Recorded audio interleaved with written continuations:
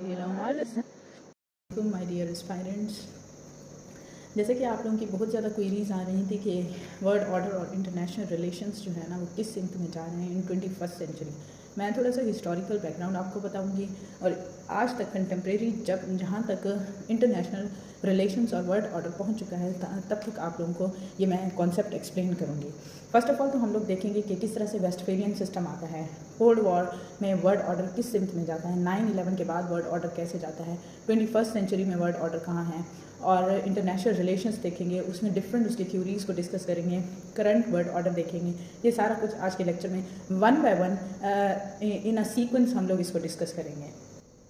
आप देखिए, अगर वर्ल्ड ऑर्डर को मैं एक्सप्लेन करूँ तो वर्ल्ड ऑर्डर जो है ना वो क्या रेफर करता है कि ओवरऑल हमारा सिस्टम क्या है जो वर्ल्ड को गवर्न कर रहा है। ठीक है, वो पॉलिटिकल भी हो सकता है, इकोनॉमिक सिस्टम भी हो सकता है, मिलिट्री स्ट्रक्चर भी हो सकता है, जिसकी बेसिस के ऊपर जो है ना वर्ल्ड ऑर्डर को कंट्रोल किया जा रहा है। ठीक है, उसके बाद हम लोग देखेंगे कि किस तरह से ना इसमें वर्ल्ड ऑर्डर की डिफरेंट कैटेगरीज हैं। इसमें हम लोग किस चीज़ को देखते हैं कि हमारे जो सराउंडिंग्स में जो है ना वो डोमिनेंट आइडियोलॉजीज़ कौन सी हैं, अलाइंसेस कौन से बन रहे हैं, इंस्टीट्यूशंस कौन से बन रहे हैं, और वो किस तरह से नेशन वाइड कॉपरेशन को जन्म दे रहे हैं। ठीक है, इसमें हम लोग उसकी कंप्लीटनेस को देखते हैं कि कौन सबसे डोमिनेंट जा रहा है। ठीक है, जिसको वर्ड फॉलो करेगा। ठीक है, पूरा वर्ड जिस सिम्त में चलेगा वो कौन सा वर्ड ऑर्डर होगा। ठीक है, इसमें मेजर वर्ड ऑर्डर्स जो है ना, फर्स्ट ऑफ ऑल कौन सा आता है, वेस्टफेलियन मॉडल आता है। वेस्टफेलियन मॉडल जो है ना वो कब आया था, 1648 में आया था। इसका मकसद क्या था कि नेशन स्टेट सिस्टम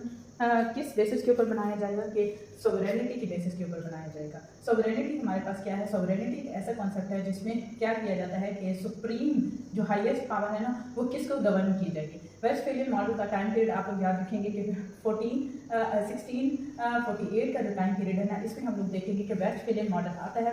इसमें सॉवरेनिटी को ज़्यादा अहमियत दी जाती है। इसके बाद हम लोग देखेंगे कि कोल्ड वॉर का टाइम पीरियड कौन सा है। कोल्ड वॉर का टाइम पीरियड जो है ना 1947 से कब तक रहता है, 1990 तक रहता है, क्योंकि 1991 में जो है ना वो यूएसएसआर जो है ना वो डिसइंटीग्रेट कर जाता है, जिसके बाद वर्ल्ड ऑर्डर फिर चेंज हो जाता है। इससे जो वर्ल्ड वॉर 2 के बाद वर्ल्ड ऑर्डर आया था ना वो बाईपोलर वर्ल्ड था। बाईपोलर वर्ल्ड में जो है ना यूएसए और यूएसएसआर जो थे ना वो इमर्जिंग पावर्स थे। ठीक है, वर्ल्ड ऑर्डर उसी सिंक में चला था। यूएसएसआर जो है ना उसकी अलग आइडियोलॉजी थी, यूएसए की अलग आइडियोलॉजी थी। ठीक है, ये दोनों जो है ना वो कन्फ्लिक्ट भी इसी पर्सपेक्टिव पे थे कि यूएसएसआर कहता था कि मेरी जो मतलब वर्ल्ड के अंदर डोमिनेंसी है ना वो बढ़े। यूएसए कहता था कि मेरी आइडियोलॉजी और मेरी जो भी इकोनॉमिक और पॉलिटिकल गेम्स है ना वो सर्व हो। ठीक है, कोल्ड वॉर का पर्सपेक्टिव मैंने बता दिया है कि 1947 के बाद से 1990 तक का जो टाइम पीरियड है ना वो कोल्ड वॉर का टाइम पीरियड है। कोल्ड वॉर का टाइम पीरियड जो है ना, कोल्ड वॉर उस वॉर को कहते हैं जिसमें डायरेक्ट बैटल ग्राउंड में कोई भी वॉर नहीं होती। इसमें जो है ना कोल्ड वॉर में जो है ना दो कंट्रीज या दो से ज़्यादा कंट्रीज जो होते हैं ना वो एक दूसरे की प्रॉक्सीज को यूज़ करती हैं। प्रॉक्सीज किस लिहाज से कि डायरेक्ट बैटल ग्राउंड में तो वॉर नहीं हो रही, लेकिन वो एक दूसरे के खिलाफ मतलब इस तरह का प्रोपेगेंडा करेंगे, इस तरह की मतलब स्ट्रैटेजीज या टैक्टिक्स यूज़ करेंगे जिसकी बेसिस के ऊपर दूसरे को नुकसान हो सकता है। अब देखें, पाकिस्तान अगर इंडिया की एग्जांपल ले तो किस तरीके से इंडिया जो है ना वो पाकिस्तान के खिलाफ हाइब्रिड वॉरफेयर यूज़ कर रहा है, ताकि पाकिस्तान को हम लोग फ्रॉम इट्स वेरी रूट्स हम लोग उसको कमज़ोर कर सकें। कोल्ड वॉर में भी डायरेक्ट बैटल ग्राउंड में वॉर नहीं होती, बल्कि क्या होता है इसमें जो है ना कंट्रीज एक दूसरे की प्रॉक्सीज को यूज़ करके जो है ना जंग करती हैं और एक दूसरे को नुकसान या उसको कमज़ोर करने की कोशिश करती हैं। ठीक है, स्ट्रेटेजिकली, इकोनॉमिकली, सोशली, मॉरली, मतलब हर लिहाज से इसमें जो है ना आप लोग बताएंगे कि किस तरह से एक कंट्री दूसरे कंट्री को कमज़ोर रखने के लिए डिफरेंट टैक्टिक्स यूज़ करेगी। अब 9/11 का वाक़या होता है। 9/11 में क्या होता है कि वर्ल्ड ऑर्डर जो है ना 1991 के बाद तो यूनिपोलर हो गया था। ठीक है, जैसे ही वर्ल्ड जो है ना वो यूनिपोलर वर्ल्ड ऑर्डर में जाता है तो इस सिंक में हम लोग देखते हैं कि 9/11 का जो टाइम पीरियड है ना उसके बाद जो है ना वर्ल्ड ऑर्डर एक और सिंक इख्तियार कर जाता है। अब देखें 1991 से 2000 तक का जो टाइम पीरियड है ना इसमें हम लोग देखते हैं कि यूएसए जो है ना वो यूनिपोलर वर्ल्ड को कंट्रोल कर रहा था। ठीक है, क्योंकि उसकी आइडियोलॉजी जो है ना वो ज़्यादा प्रमोट हुई। ठीक है, डॉलर किस तरह से वर्ल्ड की करेंसी बन गई, ये सारा कुछ। ठीक है, उसके बाद 9/11 का जब वाक़या होता है तो उसके बाद हम लोग देखते हैं कि वर्ल्ड किस सिम चाहता है कि यूएसए इसमें जो है ना वो क्या करता है मतलब war on terrorism through out world declare कर देता है। ठीक है,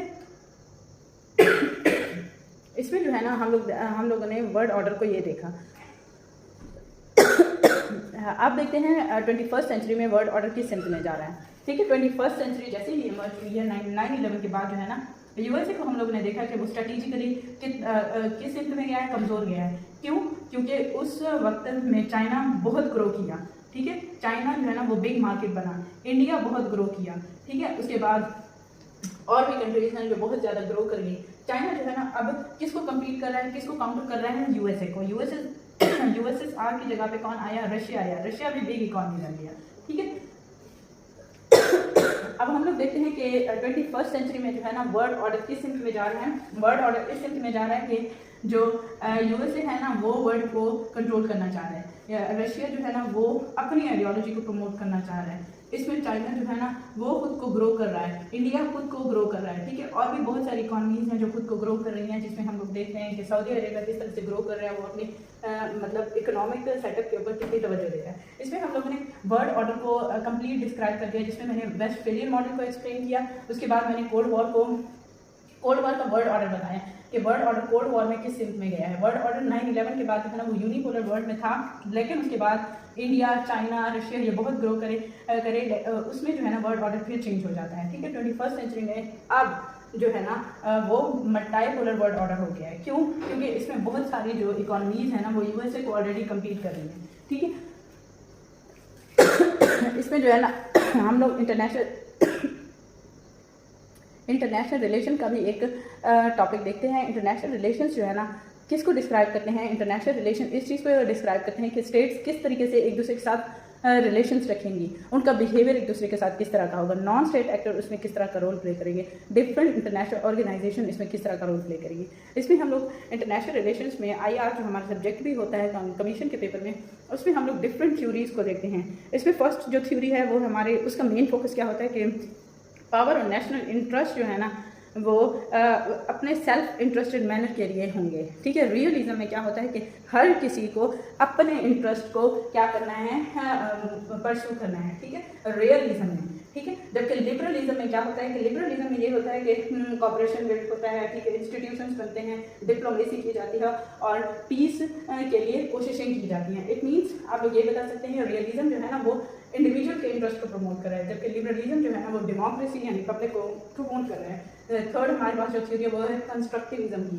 कंस्ट्रक्टिविज्म में हम लोग देखते हैं कि किस तरह से इंटरनेशनल रिलेशंस शेप किए जाएंगे, हमारे आइडियाज़ को किस तरह से बनाएंगे, आइडेंटिटीज़ को किस तरह से प्रमोट करेंगे, कल्चरल नॉर्म्स किस सिमत में जाएंगे, और मतलब ये नहीं देखा जाए कि मटीरियल पावर किसको कैसे कब क्यों मिल रही है। ठीक है, मटीरियल पावर को ज़्यादा तवज्जो नहीं दी जाएगी, जबकि हम लोगों ने ये देखा कि रियलिज्म में मटीरियल पावर और इंडिविजुअल के इंटरेस्ट को जो है ना वो हर सूरत परस्यू करना है। ठीक है, हर सूरत इंडिविजुअल के इंटरेस्ट को जो है ना हम लोगों ने प्रमोट करना है। ठीक है, लिबरलिज्म का, कंस्ट्रक्टिविज्म का जो है ना क्या मैंने कॉन्सेप्ट बताया है। ठीक है, करंट जो है ना वर्ल्ड ऑर्डर किस सिमत में जा रहा है? करंट जो वर्ल्ड ऑर्डर है ना वो ग्लोबलाइजेशन को देखता है। मतलब थ्रू आउट हम लोग देखते हैं कि ग्लोबलाइजेशन जो है ना आज दुनिया में किस तरह से उसने वर्ल्ड को एक ग्लोबल विलेज में कन्वर्ट कर दिया। इसमें हम लोग इंटरनेट को देखते हैं, मोबाइल फोन्स को देखते हैं, डिफरेंट जो हमारी टेक्नोलॉजीज़ है ना या AI है उसमें किस तरह से एक वर्ल्ड को ना एक ग्लोबलाइज्ड वर्ल्ड में कन्वर्ट कर दिया है। इसमें जो है ना वर्ल्ड ऑर्डर कौन सा चल रहा है? मल्टीपोलर वर्ल्ड ऑर्डर चल रहा है। मल्टीपोलर वर्ल्ड ऑर्डर में हम लोग देखते हैं कि डिफरेंट जो हमारी इमर्जिंग इकोनॉमीज है ना वो वर्ल्ड को कंट्रोल करने की कोशिश कर रही है। रशिया अपनी आइडियोलॉजी को प्रमोट कर रहा है, चाइना अपनी आइडियोलॉजी को प्रमोट कर रहा है, इंडिया अपनी आइडियोलॉजी को प्रमोट कर रहा है। इसमें जो है ना यूएसए इन तमाम के टग ऑफ वॉर में फंसा हुआ है। ठीक है, अब वो खुद को बचाना चाह रहा है। ठीक है, अपनी आइडियोलॉजी को बचाना चाह रहा है।